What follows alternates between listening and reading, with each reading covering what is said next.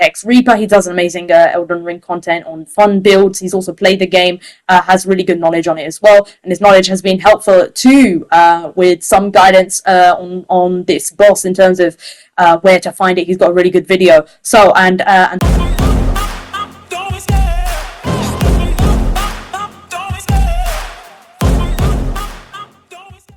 Hey there people, what is going on? It's Miss C.O.Z here, and I'm back with another Elden Ring video. Today I'm going to be facing off Bloodhound Knight Dariwill in this video, and I'm going to be showing you how to solo him and what worked. Thank you so much. First of all, shout out to Hex Reaper. He does amazing Elden Ring content on fun builds. He's also played the game, has really good knowledge on it as well, and his knowledge has been helpful too, with some guidance on this boss in terms of where to find it. He's got a really good video. So and so in finding that boss, you basically, if you win it, you get his weapon, which was actually crucial to the build that I kind of wanted to set up. I'm not too build orientated, but I really wanted this weapon.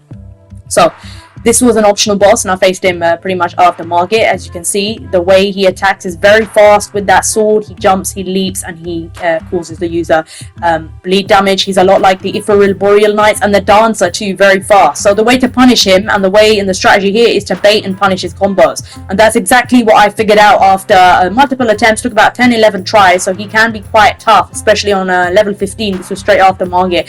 Still a pretty early game to solo too, but there is a way, as you can see, to punish him. When he does his long drag attack and he comes towards you, and then you roll to the side, double roll, then hit his butt. Double roll works within these games. I noticed when you roll once, sometimes they still manage to hook you into a combo. So just double tap to lightly, just to make sure the roll is finished. And again, he does that crazy wind-up attack where we hit his butt or we hit his face too. But yeah, I stayed mid-range and long-range, and also in terms of healing management, the more flask you have, the better, because if he does net you into a combo, it causes pretty significant build-up of damage too, especially if you are early game and taking him on. But the key is patience. I took 5 minutes before I could even get him down to about quarter of his health, because I waited. If you are fast enough and you can get through those insanely fast attacks, then by all means dodge. But remember, he also stops, and the thing with Elden Ring bosses is that they kind of punish you if you attack them, especially when they're still. They have time delays. I noticed this with Margit as well. I don't know if this is just the AI getting smarter. So they give you the impression that you can hit them up. In his second phase, he becomes more aggressive. His long wind-up drag attack, and then his 2 slashes. Sometimes he does 1 slash. He's going to creep up to you again. Try his best moving away. Obviously I was getting hit as well, but I managed to heal up and be patient in terms of I healed when he was away from me, so he couldn't get me, and I knew if I spent too long healing or too long tarrying away, then he's going to come up and basically destroy you as well. So I think healing itself, healing management within this game is definitely something crucial when getting through bosses. He's going to go down again, but yeah, it was a bait strategy. Wait for his long winded combos. There he is. Ooh, he almost got me there, but look, we punished his butt. So as you can see, that bleed damage is there, but not quite enough. He just about managed to sliver me.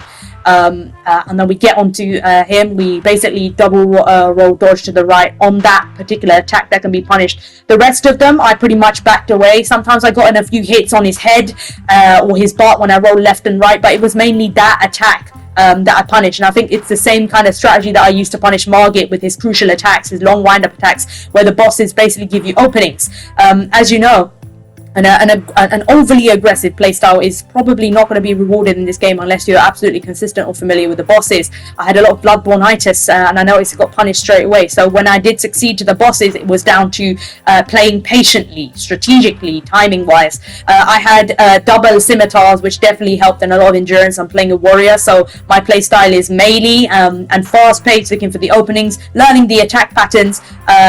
So yeah, very trial and error, a bit of an analytical playstyle, that kind of thing. It leads to a lot of deaths sometimes. If I am better prepared, then I have less deaths, and obviously there's magic that can help you in the game too, and you can use a shield if you prefer that. I don't like using a shield, so often I do end up with more deaths, and sometimes I spend hours on the harder bosses too. With this one, I think I had about 11 tries and got him over a course of about an hour, so he was hard, but I was persistent and I stayed at it because I wanted to solo him.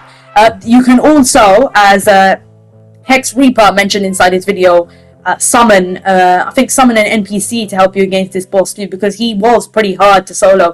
Even like this, it might take you it might take a while. I think it depends on your skill level. I'm sure you're doing better than me, but I think it may take maybe a while to, I guess, adjust to this kind of play style if you are more of like an aggressive player as well. So dialing back in his second phase, as you can see, I went even long range, so I stayed back very, very far because he kept punishing me with these attacks. But it's that one attack you want to look out for. I feel like if you rush him and you rush in and you slash really fast, eventually that sword, which is the one you want, is going to pretty much mess you up. But it is definitely worth fighting this boss if you want to sort of set up a melee dex build or look for a really good melee weapon, because this sword, as you can tell, it does bleed damage against bosses, especially when scaling really well with dex. Now, I don't know if I worked well with my build or not. It's still a little bit messed up, but I feel like that I have been using this weapon throughout most of the game since then. Two-handed, it is really effective. You need 18 strength. And so, yeah, there you go. We got him.